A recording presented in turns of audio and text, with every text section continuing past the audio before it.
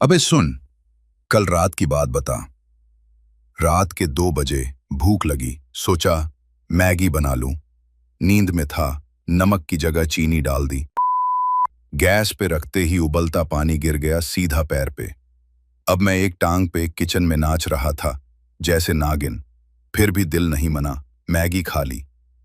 भाई, स्वाद ऐसा था जैसे किसी ने मिठाई और खिचड़ी की शादी करवा दी हो। अगली सुबह पेट ने खुद बोला, अबे तू खाना बना रहा था या प्रयोगशाला चला रहा था? बताओ, पेट पे अत्याचार नहीं तो और क्या है।